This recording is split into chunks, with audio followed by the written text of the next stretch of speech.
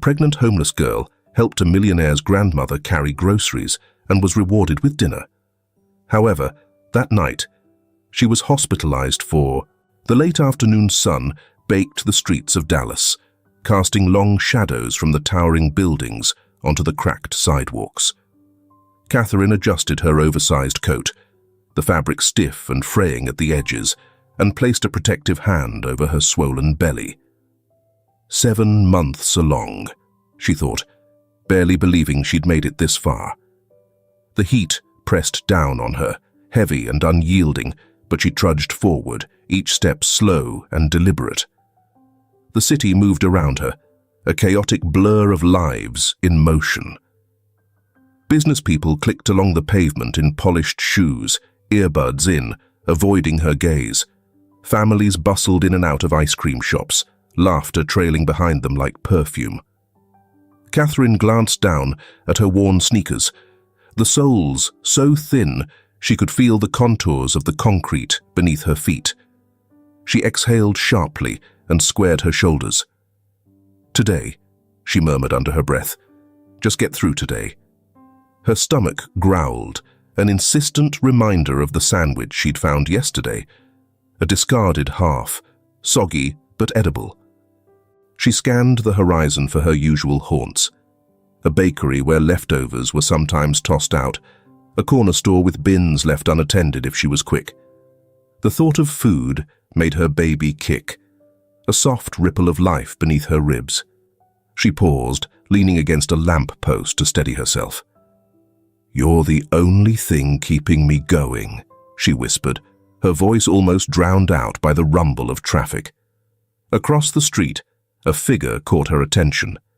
An elderly woman stood beside an overturned cart, its contents, bright red apples, spilling across the pavement. Pedestrians veered around her, some with annoyed glances, others with hurried indifference. Catherine hesitated. Her feet ached, her body begged for rest, but the sight of the woman fumbling to gather the fruit stirred something within her. "Ma'am," Catherine called out, stepping off the curb. "Here, let me help." The woman looked up, startled, her thin, lined face framed by a halo of white curls. "Oh dear," she said, her voice trembling slightly. "Thank you. But you don't have to—" Catherine bent down, ignoring the protests of her back and knees. One by one, she scooped up the apples, brushing dirt off their shiny skins. The woman crouched beside her, slower in her movements, but determined.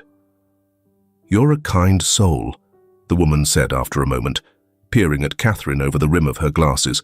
"Not many would stop." "It's nothing," Catherine replied, forcing a small smile. "You looked like you needed a hand." Once the apples were returned to the cart, Catherine gripped the handles and straightened, biting back a wince. "Where are you headed? I'll push it for you." "Oh, you don't have to trouble yourself." "I insist," Catherine interrupted gently. "You shouldn't be out here on your own with all this." The woman hesitated, her gaze lingering on Catherine's rounded belly. "Well, the bus stop's just up there," she said finally, pointing to a bench shaded by an oak tree. Catherine nodded and began to push, the cart rattling over the uneven sidewalk. The woman walked beside her, her cane tapping rhythmically. "What's your name, dear?" the woman asked. "Catherine," she said after a pause. Names felt weighty, too personal, but there was something about the woman's tone, gentle but firm, that encouraged honesty. "Catherine," the woman repeated. "I'm Susan. Thank you again. It's not often I meet someone willing to help."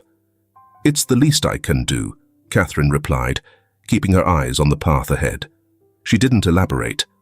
There was no point in explaining how kindness felt like the only currency she had left. They reached the bus stop, and Catherine parked the cart beside the bench. Susan sank onto the seat with a sigh, patting the empty space beside her. Catherine hesitated but sat, cradling her belly as she lowered herself down. "Are you all right, dear?" Susan asked, her voice tinged with concern. Catherine nodded, Just tired, she said, offering a faint smile. She adjusted her coat over her lap, wincing as the baby shifted inside her. "You're expecting?" the woman asked, her gaze flicking to Catherine's belly. 7 months, Catherine replied, her tone neutral. She didn't elaborate. It wasn't a story she shared easily. The woman nodded slowly, her hands folding over the worn leather strap of her purse. For a moment, neither of them spoke. Cars sped past on the street, their headlights flickering on as dusk began to settle over the city. The hum of the city filled the silence between them, a background noise that neither soothed nor disturbed. "You don't look like you've had it easy," the woman said finally, her voice quiet, but not unkind. Catherine stiffened slightly, unsure whether to bristle or laugh. "I manage," she said, simply, her gaze fixed on the far end of the street. Susan studied her for a long moment, as if weighing something unspoken. "You know," she said softly, "there's still good in this world. People willing to help, even when you least expect it." Catherine swallowed hard, the lump in her throat rising unexpectedly. "I hope you're right," she murmured. Minutes passed, marked only by the rhythmic rumble of passing buses. Catherine stole a glance at the woman beside her, noting the way her hands trembled slightly, even at rest. She was clearly too fragile to be out alone, much less lugging around heavy groceries. "Are you waiting for someone to pick you up?" Catherine asked. The woman nodded. "My grandson. He should be here any moment now." Catherine leaned back against the bench, letting her head rest briefly against the cool metal. Her body ached, her stomach growled. But for now, she would wait. She couldn't bring herself to leave the woman alone. In the glow of the streetlights, 2 figures sat side by side, a weary young woman with too much weight on her shoulders and an elderly lady clutching her groceries. The city buzzed around them, indifferent, but here on the bench, there was a quiet kind of companionship. Neither spoke again, but neither needed to. Susan adjusted her scarf against the crisp evening air, her fingers brushing the soft wool with a nervous energy. She couldn't stop glancing at the young woman sitting beside her on the bench. Catherine, she had said her name was Catherine, sat with her hands folded over her swollen belly, her expression calm but guarded, as if she were bracing herself against the world's indifference. Susan couldn't shake the lingering warmth from Catherine's gesture. Most people would have walked by without a second thought. Yet, this girl, pregnant, visibly exhausted, had stopped to help her. It wasn't just the kindness that struck her, it was something deeper, a familiarity in the way Catherine carried herself, resilient yet wary, like someone who had long ago learned not to expect much. "You remind me of someone," Susan said softly, breaking the silence. Catherine glanced at her, her brow furrowing slightly. "People keep saying that," she replied, her voice neutral, but not unkind. Susan smiled faintly. "Well, it's true. You have that same look, as if you've been through a lot, but haven't let it defeat you." Catherine didn't respond, but her fingers tightened briefly over her stomach. Susan didn't press further. She understood well enough when someone wasn't ready to share their story. The growl of a car engine interrupted her thoughts. A sleek black sedan turned the corner, its polished surface reflecting the glow of the streetlights.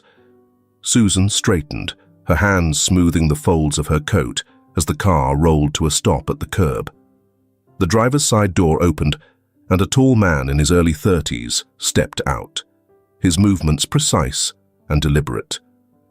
"Grandma," Robert called, his tone carrying a blend of relief and mild exasperation. He adjusted his suit jacket as he approached, his sharp features softening slightly when he saw her.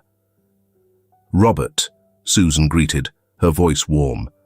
"I was beginning to wonder if you'd forgotten me." "Not a chance," he said, his lips curving into a small smile. His eyes shifted to Catherine, his expression quickly turning guarded. "Who's this?" "This is Catherine," Susan said, her tone light but firm.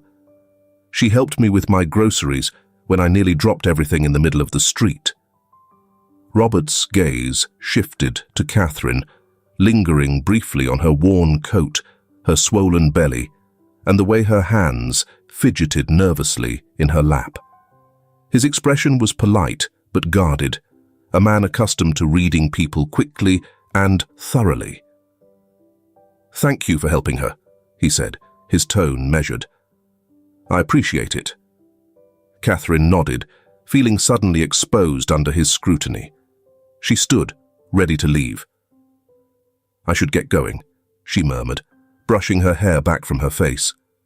"Wait," Susan interjected, her voice gentle but firm. She turned to Robert. "I was thinking, why don't we invite Catherine to dinner? It's the least we can do." Robert raised an eyebrow, clearly surprised. "Dinner?" "Yes, dinner," Susan said, as though it were the most obvious suggestion in the world. "She's helped me enough for one day. The least we can offer is a warm meal."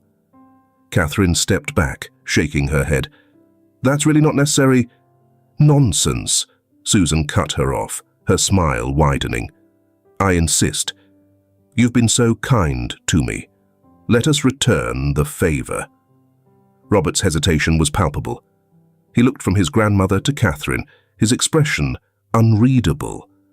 After a long moment, he exhaled through his nose, a subtle gesture of concession. "Fine," he said, turning back toward the car. "But we don't have all night." Catherine hesitated, her instincts urging her to decline. But the thought of a warm meal, and the baby's faint, insistent kicks, made her reconsider. "All right," she said quietly, her voice almost drowned out by the evening breeze. Susan beamed, reaching out to squeeze Catherine's arm. "Wonderful. Come on, let's get going." Robert opened the car door for his grandmother, his movements efficient and deliberate. Susan slid into the back seat with practiced ease, and Catherine followed hesitantly. She perched on the edge of the plush leather seat, her hands gripping the strap of her worn bag. The interior of the car was pristine, the faint scent of leather and cedar filling the space. The contrast between this world and her own was almost too stark to process. Catherine felt the weight of her circumstances pressing down on her, made heavier by the quiet luxury that surrounded her now. Robert slid into the driver's seat and glanced at her through the rearview mirror. His gaze lingered for a moment before he turned his attention back to the road. "Buckle up," he said, his tone neutral. Catherine fumbled with the seatbelt, the unfamiliar mechanism briefly resisting her. Susan leaned over to help, her touch reassuring. "Don't mind Robert," she said softly. "He can be a bit stern, but his heart's in the right place." Robert said nothing, his focus on navigating the streets of Dallas as the city lights blurred into streaks of amber and white. Catherine settled back into her seat, her thoughts a whirlwind of uncertainty and gratitude. For now, she let herself be carried forward, unsure of where this unexpected kindness might lead. The car purred to a halt in front of an expansive house, framed by manicured hedges and soft, glowing lights. Catherine stared, her breath catching as her eyes traveled up the stone facade, its grandeur both imposing and inviting. The warm light spilling from tall windows illuminated the kind of life she'd only ever glimpsed from afar, a life of security, of ease. Robert stepped out first, his movements brisk, almost impatient. Susan followed, leaning on his arm as she navigated the slight incline of the driveway. Catherine hesitated, gripping her bag tightly as she slid out of the car. Her feet met the smooth cobblestone, the chill of the evening air brushing against her cheeks.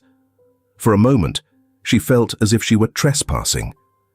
"This way," Robert said, his tone curt but not unkind as he gestured toward the door. Inside, the house radiated an understated elegance. Hardwood floors gleamed beneath her feet, and the faint scent of lavender lingered in the air. Catherine's eyes darted around, taking in the high ceilings, the polished banister of a sweeping staircase, and the soft hum of classical music playing in the background. "Make yourself comfortable," Susan said warmly, leading Catherine into a sitting room. A fireplace crackled softly, its flames casting flickering shadows across the walls. Susan eased into a plush armchair, motioning for Catherine to take the couch. Catherine sat gingerly on the edge, her fingers gripping the worn strap of her bag. Everything about the room felt foreign, the deep, quiet warmth, the pristine order of it all. She was hyper-aware of the faint smudge of dirt on her coat sleeve, the fraying hem of her shirt. "I'll check on dinner," Robert announced, disappearing down a hallway. "Don't let him intimidate you," Susan said, a knowing smile playing on her lips. "He's always been a bit particular." Catherine nodded faintly, her gaze fixed on the fire. The heat of it pressed against her skin, stirring an ache deep in her chest she hadn't realized was there. For a moment, she allowed herself to imagine what it would be like to belong somewhere like this. The thought was fleeting. She straightened, pulling herself back to the present. Dinner was served in a cozy dining room, the table set with simple elegance, white linens, crystal glasses, and the soft glow of candlelight. Catherine's stomach clenched as the smell of roasted chicken and freshly baked bread filled the air. She couldn't remember the last time she'd sat at a table like this. Robert sat at the head, his demeanor cool and composed. He poured water into her glass without a word, the faint clink of the pitcher breaking the silence. Susan, seated to his right, filled the gaps with her gentle chatter. "So, Catherine," she began, her voice warm, "what brought you to Dallas?" Catherine hesitated, her fingers curling around the edge of her plate. "Work, mostly," she said carefully. "Though things didn't go as planned." Susan nodded, her expression kind but probing. "Life has a way of surprising us, doesn't it?" Catherine gave a small, non-committal smile, focusing instead on her plate. The food was better than anything she'd had in years, each bite rich and tender. She ate slowly, savoring it, though her stomach ached with a hunger that urged her to devour everything in sight. The conversation meandered, with Susan asking gentle questions and Robert chiming in occasionally. Catherine answered sparingly, her words careful, her tone polite but distant. Despite their hospitality, she couldn't quite shake the sense that she didn't belong. Dessert arrived on a silver tray. Slices of pie, golden and fragrant, paired with dollops of cream. Catherine hesitated, but Susan's encouraging smile spurred her to take a piece. The first bite was sweet, the crust flaking delicately against her tongue. But as she swallowed, a strange tightness crept into her throat. Her chest felt heavy, her breathing labored. She blinked, her vision blurring slightly as heat rushed to her face. "Are you all right?" Susan's voice broke through the haze, laced with concern. Catherine tried to speak, but her throat constricted further. She gripped the edge of the table, panic flickering in her eyes. "Catherine!" Robert's voice was sharp now, his chair scraping back as he stood. I can't." Catherine's words were barely audible as her breathing turned ragged. Susan's hand flew to her mouth. "Peaches," she whispered, her face draining of color. "The pie has peaches." Robert was already moving, his movements swift and purposeful. "We're going to the hospital," he said, pulling Catherine to her feet with careful urgency. "Grandma, grab her bag."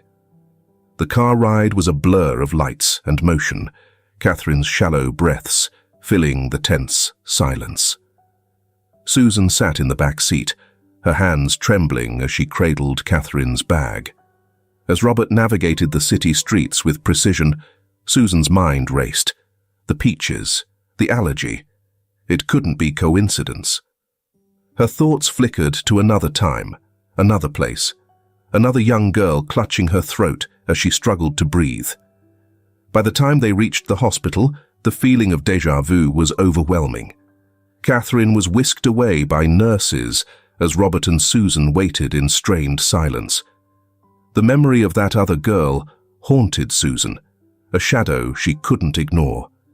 She clasped her hands tightly, her mind churning with questions she wasn't ready to voice. The hospital waiting room was a sterile stretch of white walls and muted murmurs. The hum of fluorescent lights droned above Susan as she sat stiffly in one of the hard plastic chairs. Her hands lay folded in her lap, twisting the edge of her scarf, a nervous habit she hadn't indulged in for years. Across from her, Robert leaned forward, elbows on his knees, his sharp profile set in grim concentration. "She'll be all right," he said after a long silence, though his voice lacked its usual conviction. Susan nodded absent-mindedly, her thoughts elsewhere. The peaches. That single word kept echoing in her mind, louder than the hum of the waiting room, louder than the steady rhythm of her own heartbeat.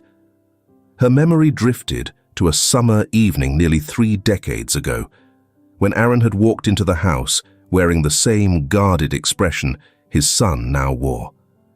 Susan had been in the kitchen, her hands deep in soapy water, when he hesitated in the doorway. She hadn't needed to look up to know something was wrong.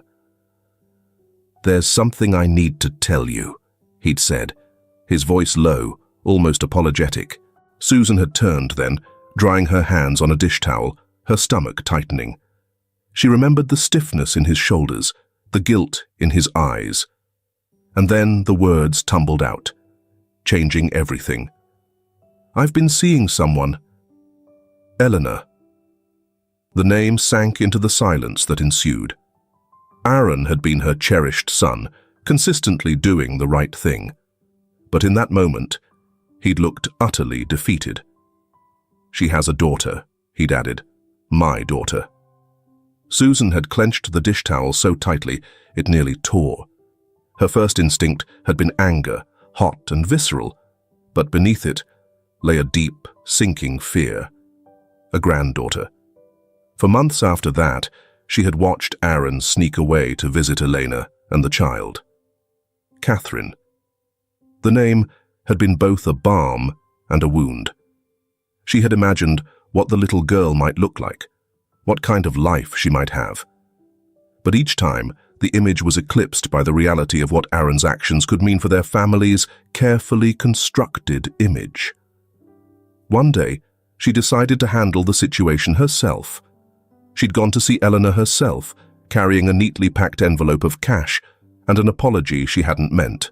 "You don't have to struggle," Susan had said, her voice clipped, but not unkind. "Take this, start fresh somewhere else.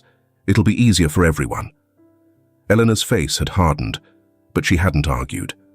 Susan had turned her attention to the little girl then, just 3 years old, clutching a doll with wide, frightened eyes. The child had been beautiful, with Aaron's dark hair and the same rare, piercing intensity in her gaze. Before Susan could say anything more, the girl had stuffed something into her mouth, a slice of peach, sticky and glistening. Moments later, she'd gasped, her tiny hands clawing at her throat.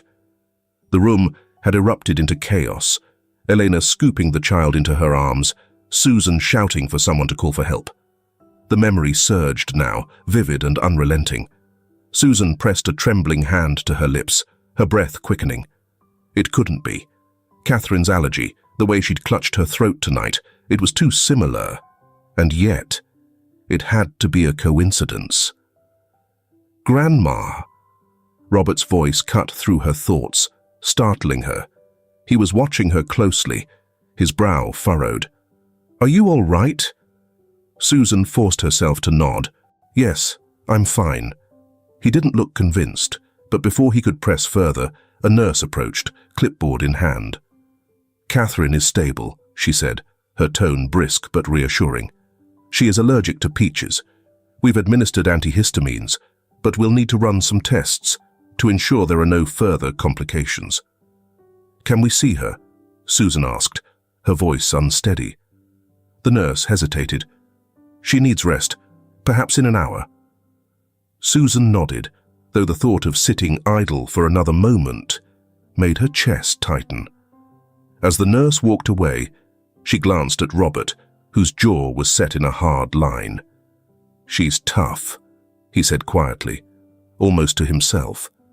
Susan didn't respond. Instead, she let her gaze drift to the door Catherine had disappeared behind, her mind churning with questions she couldn't yet voice.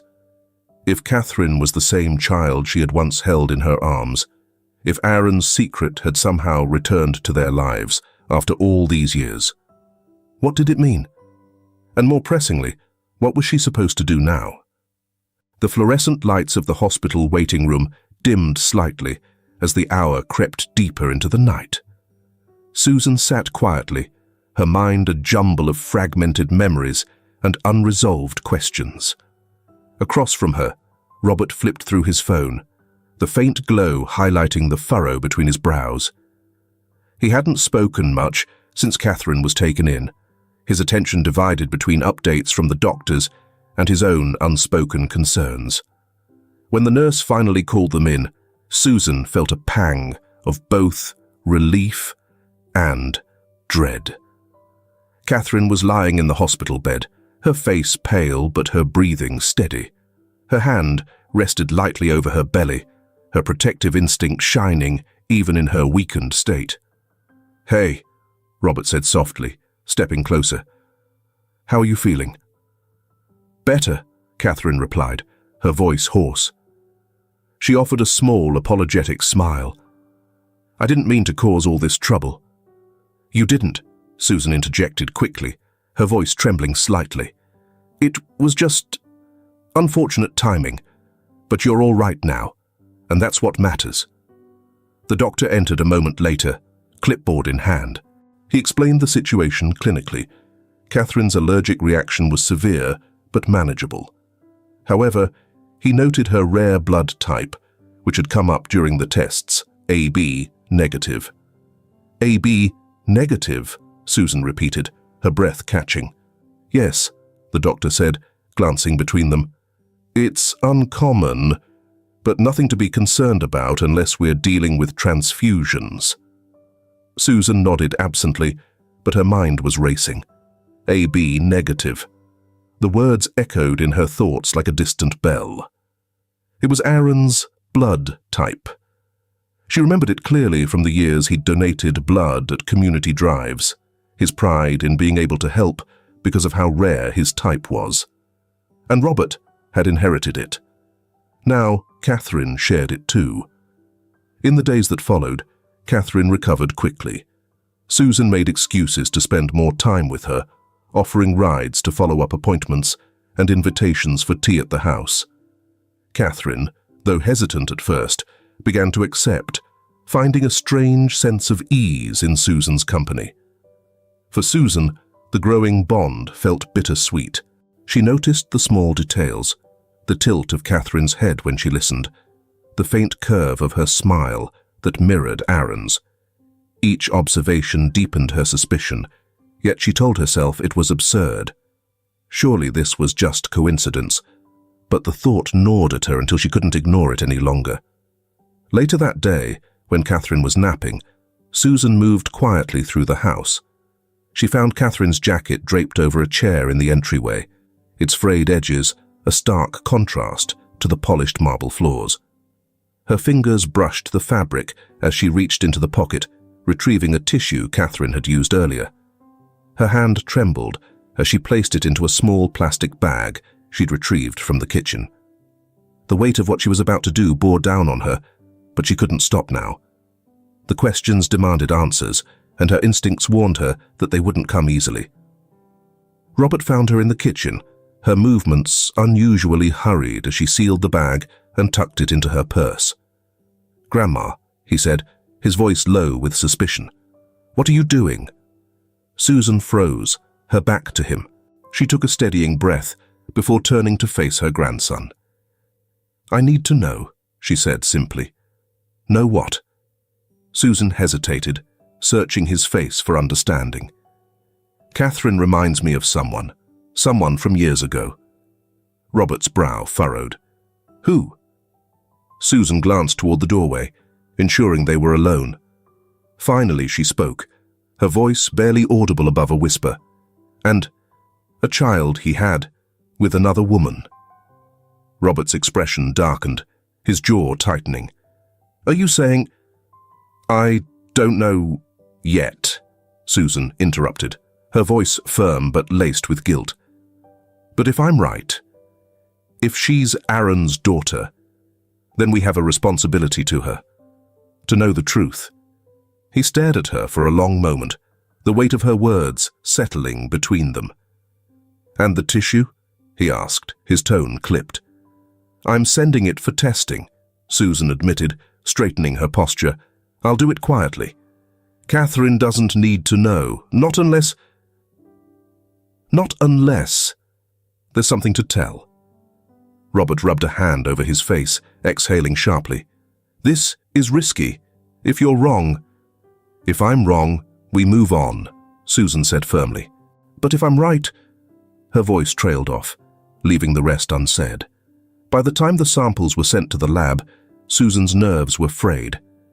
Catherine had begun to open up slightly, sharing fragments of her life over cups of tea in the afternoons.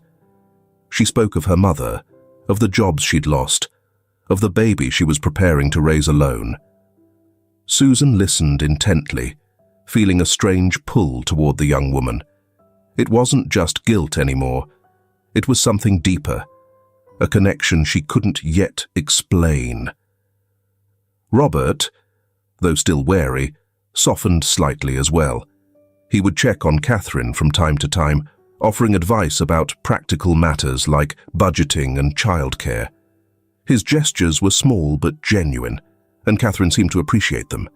Still, the question loomed large in Susan's mind, growing heavier with each passing day. She couldn't stop herself from watching Catherine closely, searching for traces of Aaron in her features, her mannerisms.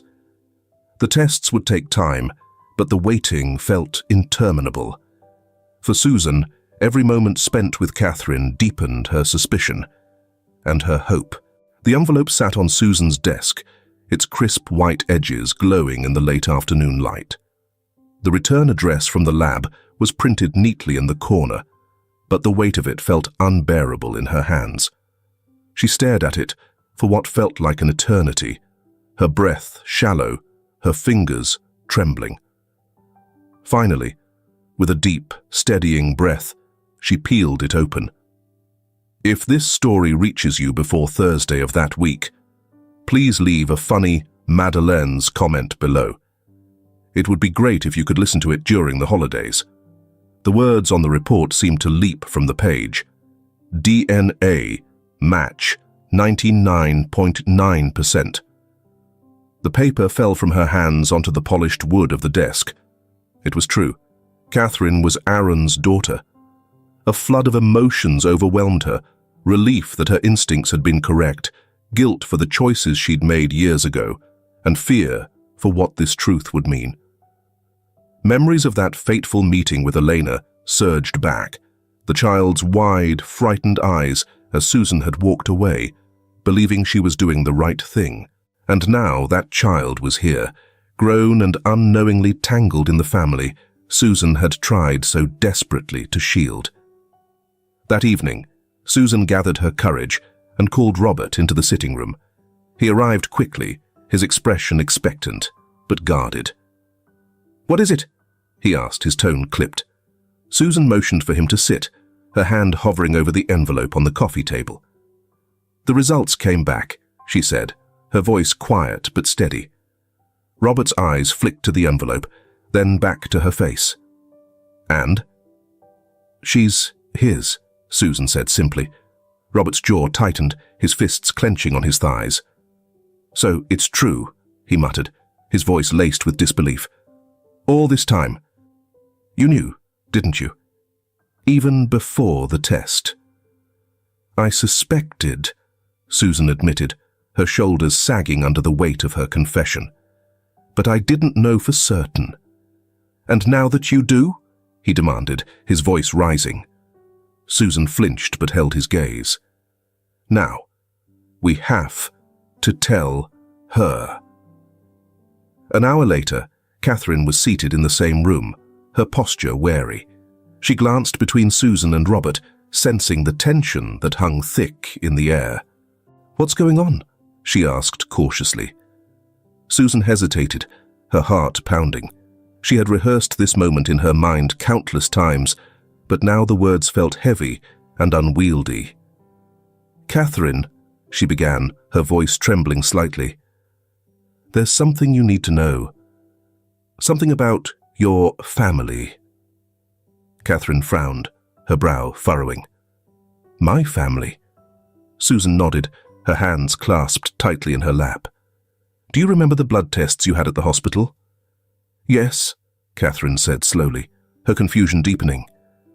"The results showed something unusual. Your blood type is AB negative. It's very rare, Catherine. And it's the same blood type as my son Aaron's." Catherine's eyes widened slightly, but she said nothing, waiting for Susan to continue. Susan whispered, "I conducted a DNA test, and it confirmed you're Aaron's daughter, my granddaughter." The silence that followed was deafening. Catherine stared at Susan, her expression a mix of shock, confusion, and disbelief. "What?" she breathed, her voice cracking. "No, that can't be right. My father—" She trailed off, shaking her head. "It's true," Susan said gently.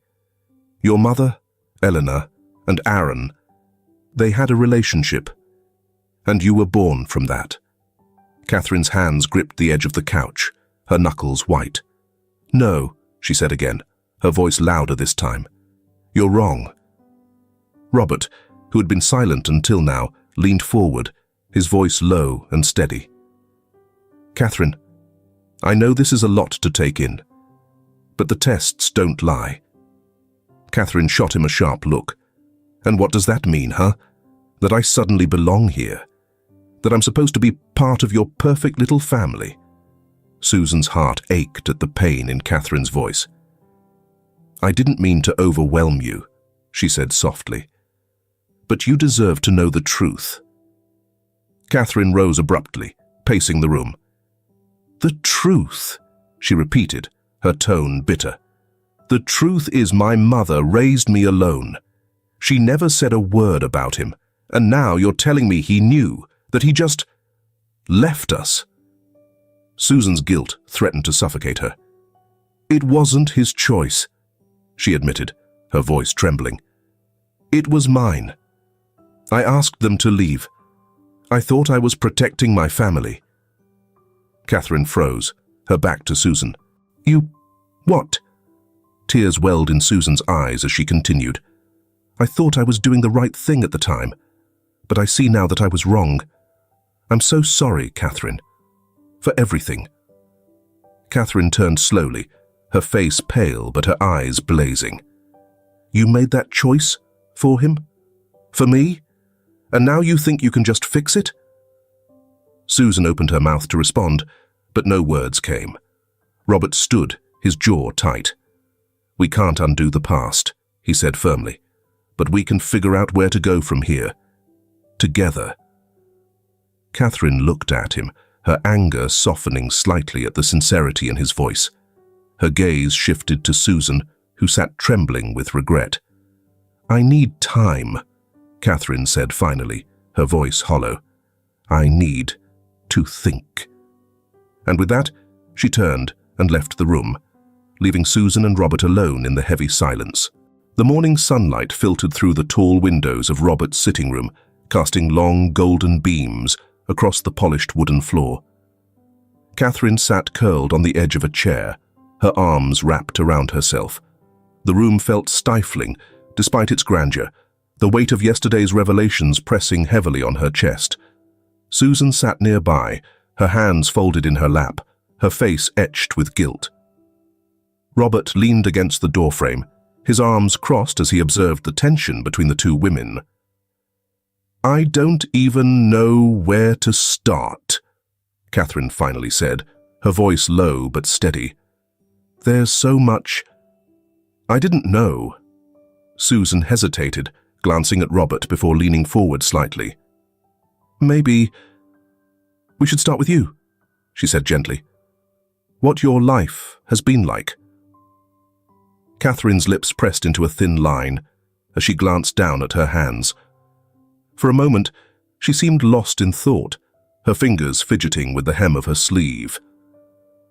"My mom, Elena, she was everything," Catherine began, her voice quiet but gaining strength as she spoke.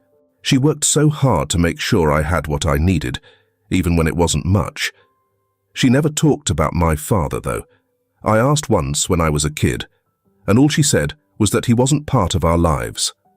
Susan flinched slightly at the words, but Catherine didn't seem to notice. "When I was 16, she got sick. Cancer," Catherine continued, her voice growing softer. "It was fast. We didn't have the money for the treatments she needed, so I watched her get weaker and weaker, until one day she was just gone." She paused, blinking rapidly as she looked away. "After she died, I had to figure everything out on my own. I couldn't keep the apartment, couldn't afford it. I worked at a diner for a while, but that barely paid enough for a room in a boarding house." Robert shifted slightly, his posture stiffening as he listened. "I thought things were finally getting better when I met Jason," Catherine said, her tone growing bitter. "He was charming, sweet, at least at first.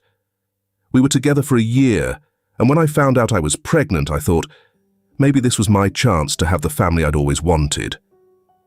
Her voice broke slightly, and she paused to steady herself. "But when I told him, he just left, said he wasn't ready for a kid, and disappeared. No calls, no messages, nothing." Susan's heart twisted in her chest. She wanted to reach out, to comfort Catherine, but the younger woman's posture was rigid, her walls firmly in place. "After that, everything fell apart," Catherine continued, her voice hollow. "I lost my job because the pregnancy made it hard to keep up. Then I lost the room I was renting. I ended up on the streets, just trying to survive." She glanced down at her belly, her expression softening slightly. "But I keep going. For him, he's all I have now." The room fell into a heavy silence as Catherine finished speaking. Susan dabbed at her eyes with a tissue, her guilt palpable. "Catherine," she said softly, her voice trembling, "I can't even begin to imagine how hard it's been for you. And I can't change the mistakes I made in the past. But I want to try to make things right now." Catherine's gaze flicked toward Susan, her expression unreadable. "How?" she asked bluntly. "How do you make up for something like this?" Robert stepped forward then, his voice steady and firm. "By being here," he said simply. "By making sure you never have to go through anything like that again. You're not alone anymore, Catherine. Whether you want us or not, we're your family. And we'll prove it to you." Catherine looked at him, searching his face for any trace of insincerity. She found none. Her shoulders relaxed slightly, though her guard remained up. "I don't know if I'm ready to believe that," she admitted. "But I guess I can try." Susan reached out tentatively, her hand brushing Catherine's. "That's all I can ask," she said softly. Over the following days, the dynamic between them began to shift. Susan started making small gestures, offering Catherine advice on prenatal care, cooking meals that reminded Catherine of her childhood, and sharing stories about Aaron that hinted at the man he had been. Robert, though still reserved, began helping Catherine with practical matters. He explained budgeting tips, walked her through setting up a bank account, and even offered her a small part-time job assisting with his business operations from home. For the first time in years, Catherine felt something she hadn't dared to hope for: stability. One evening, as the three of them sat in the kitchen over cups of tea, Catherine glanced at Susan and Robert, a faint smile playing on her lips. It wasn't much, but it was a start. A few months later, the nursery wasn't grand, but it was warm and welcoming. Catherine stood in the doorway of the small room Robert had set up in his home, her hands resting on her belly as she took in the space. The walls were painted a soft shade of yellow, a cheerful contrast to the dark wood floors. A white crib stood in the corner, neatly assembled, with a mobile of stars and clouds hanging above it. Susan bustled behind her, carrying a folded stack of baby blankets. "We thought yellow was neutral," she said with a small smile. "It's bright, cheerful, something to bring a little sunshine." Catherine blinked quickly, overwhelmed by the thoughtfulness. "It's perfect," she whispered. Robert entered a moment later, his sleeves rolled up and a faint smear of paint on his arm. "Took longer than expected," he said, his tone casual. "But it's sturdy, should last a few years." Catherine turned to him, her lips curving into a faint smile. "Thank you," she said softly. Robert shrugged, but there was a hint of warmth in his expression. "It's nothing. Just wanted the kid to have a decent start." Catherine felt a sudden wave of gratitude. She hadn't asked for any of this, yet here they were, two strangers, family she hadn't known she had, pouring effort into creating a space for her and her baby. As the days passed, Catherine's routines shifted. She still felt out of place at times, like an outsider looking in. But Susan and Robert's consistent presence began to wear down her defenses. One afternoon, Catherine found herself in Robert's office, surrounded by stacks of files and the hum of his computer. He leaned over her shoulder, pointing at the spreadsheet on the screen. "See this column here," he said, tapping the screen with a pen. "It tracks expenses. You must monitor it closely to ensure that no expenses exceed the budget." Catherine nodded, her brow furrowing as she tried to absorb the information. "I've never been good with numbers," she admitted. "That's fine," Robert replied, his tone patient. "This isn't about being perfect. It's about being consistent. Start small, like your personal budget. Once you've got the basics, the rest will follow." She glanced at him, surprised by the steady encouragement in his voice. "Why are you doing this?" she asked. Robert straightened, crossing his arms over his chest. "Because you've had to figure out too much on your own. If you're going to build a life for yourself and the baby, you'll need these skills. And..."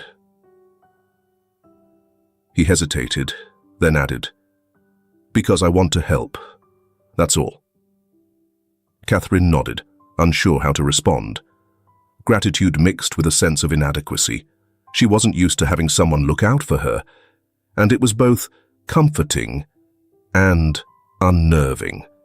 Meanwhile, Susan had taken it upon herself to make sure Catherine felt included in every aspect of preparing for the baby. She accompanied her to doctor's appointments, offering quiet support in the waiting room. She shared recipes for easy, nutritious meals, teaching Catherine how to cook them in Robert's spacious kitchen. One evening, Susan brought out a photo album, its leather cover worn with age. "I thought you might like to see these," she said, opening it on the coffee table. Catherine hesitated, then leaned forward as Susan turned the pages. The photographs were a mix of candid moments and posed family portraits. One photo in particular caught her eye, a young boy with dark hair and an impish grin. "That's Aaron," Susan said softly, her voice tinged with nostalgia. "Your father." Catherine stared at the photo, her fingers brushing the edge of the page. "He looks happy," she murmured. "He was," Susan replied, "and he would have been happy to know you."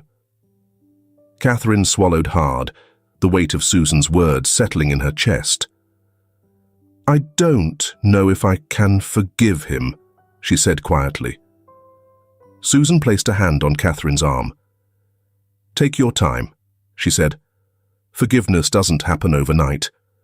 But I hope you'll let yourself believe that he cared in his own way." The weeks passed, and the baby's arrival drew closer. Catherine began to feel a cautious sense of hope for the future. She still had moments of doubt, nights when the weight of her past pressed heavily on her, but those moments were tempered by the steady support of Susan and Robert. One evening, as they sat together in the living room, Catherine glanced at them, her heart swelling with a mix of gratitude and disbelief. "I don't know how to thank you," she said softly. "You don't have to," Robert replied without hesitation. Susan smiled, her eyes warm. "We're family, Catherine. That's what we do." For the first time in a long while, Catherine allowed herself to believe it. The contractions began in the middle of the night, sharp and insistent, pulling Catherine from restless sleep. She clutched her belly, her breathing shallow as she tried to steady herself. The dim glow of the nightlight in the hallway illuminated the stark reality. This was it. She fumbled for her phone on the nightstand, her hands trembling as she dialed Susan's number.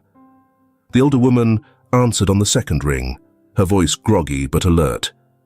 "Catherine? Are you all right?" "It's happening," Catherine whispered, her voice taut with pain. I think the baby's coming." Susan was at her door in moments, her robe hastily tied over her nightgown.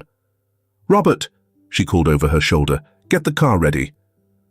The drive to the hospital was a blur of lights and muted panic.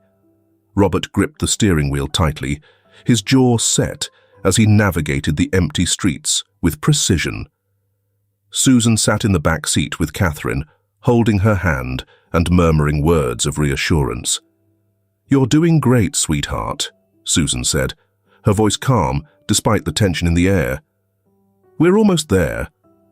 Catherine nodded, her eyes squeezed shut as another contraction rippled through her body.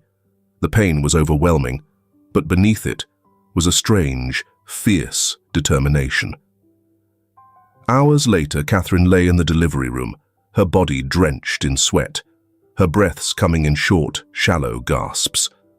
The sterile smell of antiseptic mingled with the encouraging voices of the nurses and the steady beeping of monitors. "You're almost there," the doctor said firmly. "One more push." Susan stood at Catherine's side, her hand clasped tightly in hers, while Robert paced just outside the door, his nerves getting the better of him. With a final guttural cry, Catherine felt the tension break. A sharp, piercing wail filled the room, and she collapsed back against the pillows, her chest heaving with relief. "It's a boy," the doctor announced, lifting the tiny, wriggling newborn into the air. Catherine's eyes filled with tears as the nurse placed the baby on her chest. His cries quieted almost instantly, his tiny fist curling against her skin. "Anthony," she whispered, her voice trembling. "His name is Anthony, after my mother." Susan's breath hitched, her eyes brimming with tears. She reached out to stroke Anthony's delicate cheek, her touch feather-light. "He's beautiful," she murmured. Robert stepped into the room then, his usual stoic demeanor melting as he took in the sight before him. For a moment, he seemed unsure of what to do, his hands hovering awkwardly at his sides. "Do you want to hold him?" Catherine asked softly, her voice still weak but filled with warmth. Robert blinked, startled, but nodded. A nurse carefully placed Anthony into his arms, and he stared down at the baby with an expression Catherine had never seen before. Something tender, almost reverent. "Hey there, little guy," he said quietly, his voice rough with emotion. The hours that followed were a whirlwind of joy and exhaustion.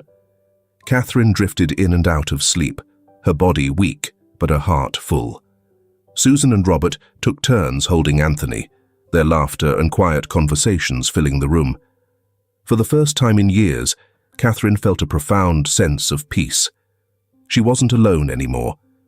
The next morning, as sunlight poured through the hospital window, Catherine watched Susan cradling Anthony, her face alight with unguarded affection. "You're going to spoil him," Catherine said, her tone teasing, but gentle. Susan smiled, her eyes never leaving the baby. "That's my job as his grandmother." Catherine's chest tightened at the word, grandmother. It was still strange, this newfound family, but it was a strangeness she was beginning to embrace. Robert entered the room with a tray of coffee, his movements brisk, but uncharacteristically relaxed.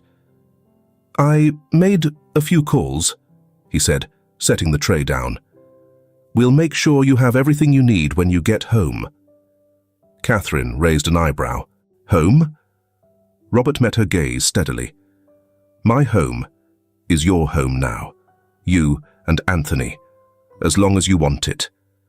Catherine's throat tightened, and she looked away, overwhelmed by the weight of his words. "Thank you," she whispered. Robert shook his head. "You don't need to thank me. We're family." As the day wore on, the room filled with a quiet sense of joy. Catherine watched as Susan and Robert doted on Anthony, their shared love for the baby forging a bond that felt unbreakable. She glanced down at her son, his tiny hand curled around her finger, and felt a surge of hope. Anthony's arrival had brought more than just a new life into the world. It had begun to mend the fractures of the past, weaving together a family she never thought she'd have. And now, Catherine allowed herself to believe in the possibility of a brighter future. The early morning light streamed through the windows of Robert's home office, casting a golden glow over the dark wood desk. Catherine sat in front of the computer, her hands poised awkwardly over the keyboard. Rows of numbers and cells filled the screen, their meaning still a puzzle to her. "Don't overthink it," Robert's voice came from behind her. He leaned over, pointing at a specific column. "Start with the expenses. Add them here, then compare them to the projected budget. It's not as complicated as it looks."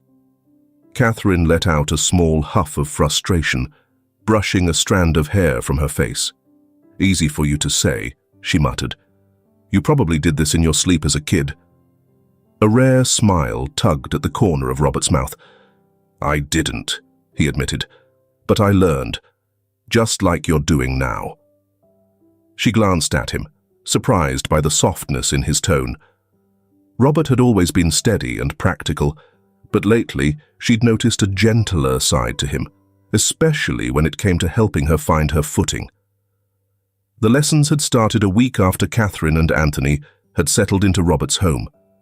At first, she'd resisted the idea of working with him. "I can't just take handouts forever," she'd said, her voice tinged with both pride and insecurity. "It's not a handout," Robert had replied firmly. "It's an opportunity. You said you wanted to build something for Anthony. This is how you start." Reluctantly, she'd agreed. And now, as she stared at the spreadsheet in front of her, she realized she was actually starting to understand. The transformation wasn't just professional. Susan had made it her mission to ensure Catherine felt at home, filling the nursery with soft blankets and tiny outfits, and always ready with a listening ear or a kind word. One evening, after Anthony had fallen asleep, Catherine sat with Susan in the kitchen. The older woman placed a steaming cup of chamomile tea in front of her. "How are you feeling?" Susan asked gently. Catherine hesitated, her hands curling around the warm mug. "Overwhelmed," she admitted. "It's all happening so fast. I went from having nothing to all of this." She gestured around the spacious kitchen, her voice filled with a mix of wonder and disbelief. Susan reached across the table, placing a hand over Catherine's. "You deserve this," she said firmly, "and we're here to help you every step of the way." Catherine's throat tightened, and she nodded, too overwhelmed to speak. As the days turned into weeks, Catherine began to find her rhythm. Her mornings were spent working with Robert, who guided her patiently through the intricacies of budgeting, project management, and client communication. Afternoons were reserved for Anthony, whose laughter filled the house as Susan doted on him. One afternoon, as Catherine worked through a particularly challenging financial report, Robert placed a new file in front of her. "What's this?" she asked, glancing up at him. "A mock proposal," he said. "I want you to try putting together a budget plan for a hypothetical client. It'll help you understand the big picture." Catherine's eyes widened. "You're trusting me with this?" Robert raised an eyebrow. "You've been doing the work. You're ready for more responsibility." The confidence in his voice sparked something in her, a sense of pride she hadn't felt in years. But the journey wasn't without its struggles. Catherine often doubted her abilities, questioning whether she truly belonged in this world. Late at night, as she rocked Anthony to sleep, the fear would creep in, whispering that she was an imposter, that this newfound stability was temporary. It was Susan who noticed first. One evening, as they folded laundry together, Susan paused, a small onesie in her hands. "You're doing wonderfully, Catherine," she said softly. Catherine looked up, startled. "What makes you say that?" Susan smiled. "Because I see it. The way you've taken on every challenge, even when it scares you. You're stronger than you give yourself credit for." Tears pricked Catherine's eyes, but she quickly blinked them away. "It just, doesn't feel real sometimes," she confessed. Susan placed a comforting hand on her shoulder. "It is real, and you're earning it every day."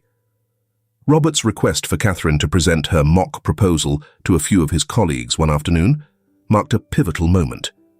She'd panicked at first, her hands shaking as she held the printed report.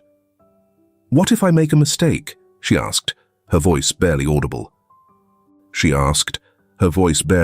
Above a whisper. "Then you'll learn," Robert had replied calmly. "No one expects perfection, Catherine. Just do your best." She was surprised by how well the presentation went. Robert's colleagues were impressed by her thoroughness and attention to detail, and for the first time, Catherine felt like she belonged.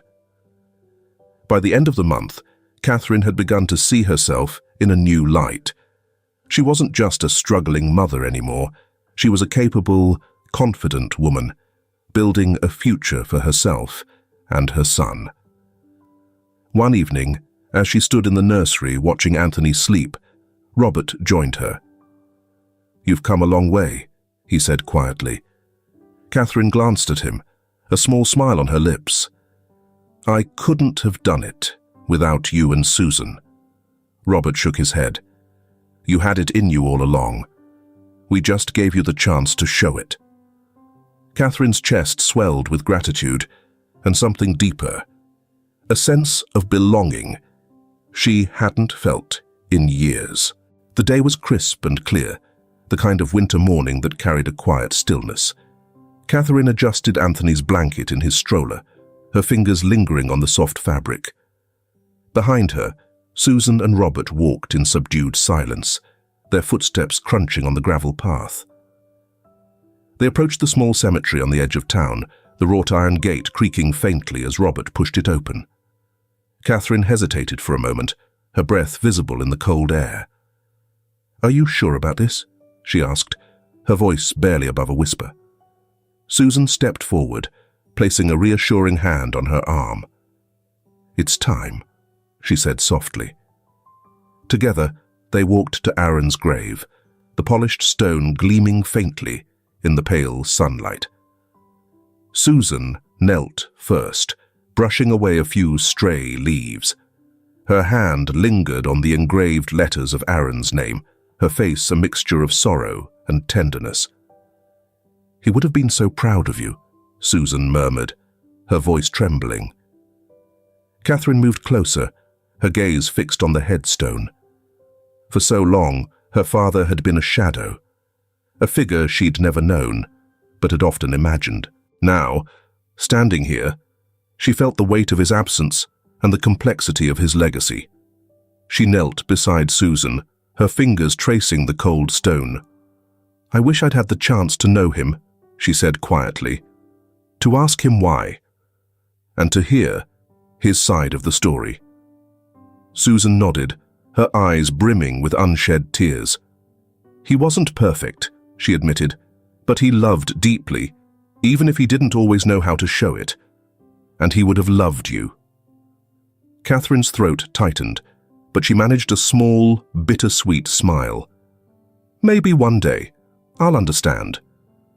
They stayed at the grave for a while, the silence punctuated by the soft coos of Anthony waking in his stroller. Robert stepped forward, his broad shoulders tense, and carefully lifted the baby into his arms. "You're a lucky kid, you know that," Robert said quietly, his tone both playful and reverent as he gazed at Anthony. "You've got a mum who's stronger than anyone I've ever met, and a family that's not going anywhere." Catherine looked up at him, her heart swelling. She'd never imagined hearing words like that, let alone directed at her and her son. As they left the cemetery, the mood was lighter, though no less poignant. Catherine glanced back one last time, the grave now a part of her story, a piece of her past she could carry forward, not as a burden, but as a reminder of where she'd come from. Back at Robert's house, the three of them sat in the living room, Anthony cradled in Susan's arms as she hummed a lullaby. Catherine looked around, taking in the warmth of the fire, the gentle rhythm of Anthony's breathing, and the quiet presence of Susan and Robert. She realized, with a sense of peace she hadn't felt in years, that this was home. Over the next few weeks, Catherine's confidence grew.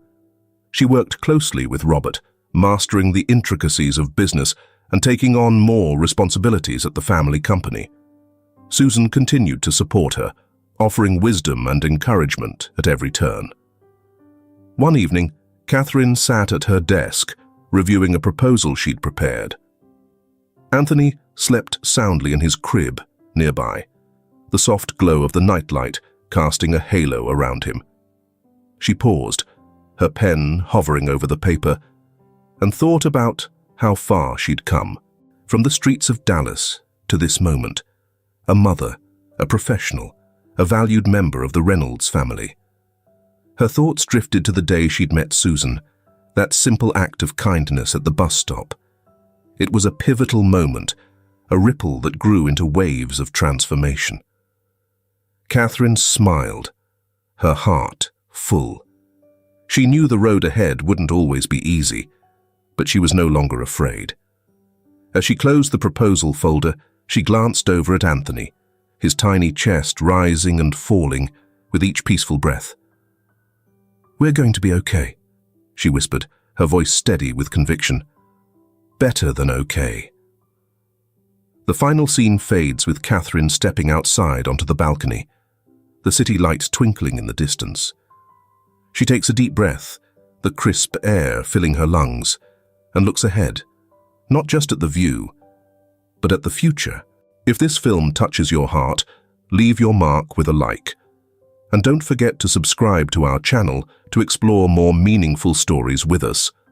Share your feelings with us and tell us your own stories. Every word you share is a building block that helps create our strong and enduring community. Together, we'll create a warm space where everyone can share and connect. Finally, don't miss the incredible stories coming your way soon. We're always here to bring you the best selections, full of deep values, yet entertaining. See you there.